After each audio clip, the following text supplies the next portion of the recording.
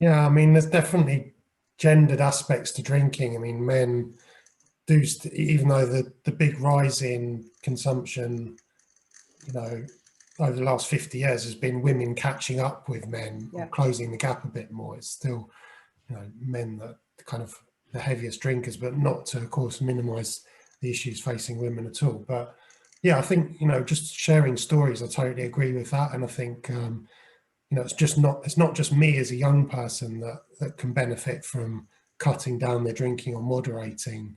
The Adrian Charles story, I think, is a really powerful story because, I don't think many people would watch the Adrian Charles documentary or talk to him and say, no, he's kidding himself. He needs abstinence. He's cut down. And I think he, cut down from roughly 80 units to, I think he says most recently that he maybe drinks not within the guidelines, but 20 or 30 units a week or something like that. So he's more than halved his consumption from a level that, where 10 unit reduction at 80 units a week, it has a much greater health gain than 10 unit reduction from 30 to 20.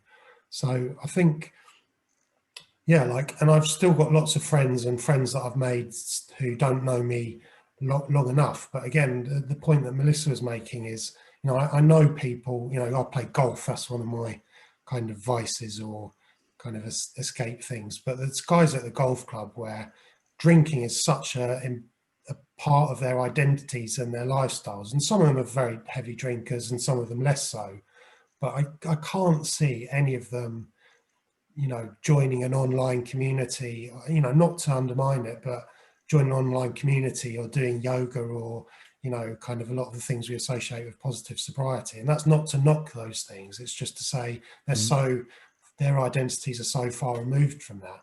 But, sometimes they do say, oh, God, I wish I'd drank a bit less, or I do need to cut down a bit. So, yeah. Again, I think, James, in the UK, 1 year no beer, I think they're very good for the guys. We often send people there. Yeah, that's they've got more of a sporty and they're young men running it. They used to be traders, I think. There's something that Adrian, I listened to the podcast just before, I'll refresh my memory of the podcast, and something that came up in that was from that Adrian was saying basically that he looks at it from a quite a sort of positive perspective, saying, line up all your drinks and just imagine how many of those are actually, sort of positive drink, something which you actually genuinely value, and how many of them you just kind of woke up the next morning and regretted having had them. And he was basically saying that he thought, a third of his enormous, consumption was the positive. I think that, that sort of rationale has some resonance with me, at least. I don't know whether it's necessarily a male perspective, but just trying to look at it as a nut to crack kind of thing. I don't know whether there's something in that. Yeah, less is more in so many things, but of course, abstinence is better than less if you can't achieve less. Yeah, and I think the other thing, which I suppose I would slightly, obviously I'm not, you're not here to answer for Adrian's perspective, but he mentioned that he was talking about how it offers a kind of comfort from a hard day or a bad mood or whatever, and that's sort of a borderline that's very difficult to tread, isn't it? Obviously, when is it a comfort in the sense of a nice bit of music or a warming fire or something like that, and when does it slip into self-medication? I just wondered whether there's any real way to determine that.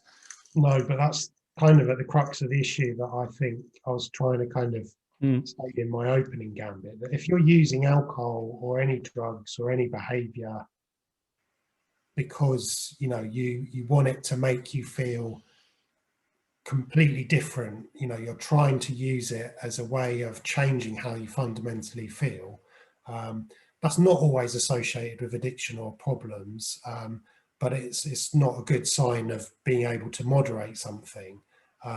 So yeah, the controversial thing that Adrian said that some people have fed back about that podcast was, he says alcohol is living in the moment. Well, I mean, it is if you define living in the moment as doing what you want to do and you want to drink.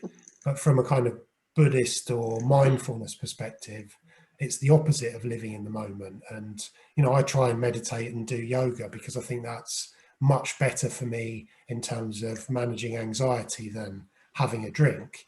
I mean, and having a drink might, you know, dull the anxiety very effectively for that moment, but it's a bit like taking a drug to, you know, I don't know, I see it as a bit similar to kind of medications for depression, that you're kind of more dulling the experience rather than addressing it at its root. So yeah, I think for me, I continue and always continue to question, you know, why do I really drink? Is it because I like the taste and, you know, whatever, or is it because it does give me that mildly pleasurable feeling? But I strongly do believe that if I go through a difficult phase in my life, which I may well do in the future, and, you know, lockdown's not been easy for me, I'll, you know, be honest, that is a time to really be careful and drink less even, because, or nothing at all, because you know, I think I always will be at risk of, you know, wanting to drink more if my mental health would to kind of suffer more. So I think, again, we see, you know, recovery is a lifelong process. I don't think it's ever something where you just say, oh, I've recovered and I'll always be abstinent, or I'll always be able to maintain moderate drinking. It's just a part of, you know, managing the trials and tribulations of life.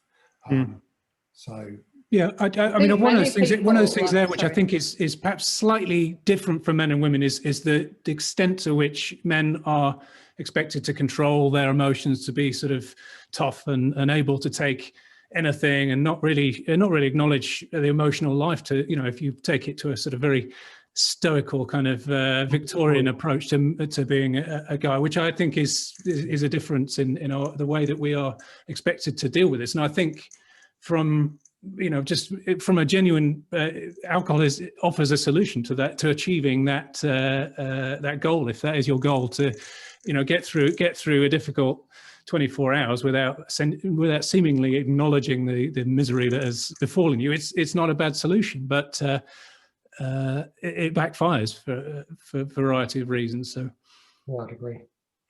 Toxic masculinity has, I think, been labelled this idea, you know, like boys don't cry and that kind of stuff. And yeah, I definitely think that sort of was partly rooted in some of my issues, that as, you know, I wasn't able to really express difficult emotions or feelings, and they became bottled up, and then alcohol was a way of feeling that I was releasing them. And I definitely think the idea that men, yeah, the pressures on men not to draw on social groups in the same perhaps way that, you know, to express feelings and emotions and be sad. You know, I sometimes feel like I want to cry, and it's a very difficult thing to do, especially in front of other people. And I'm not saying it's easy for anybody, but I do think part of that is a bit because I'm a bloke and I was brought up.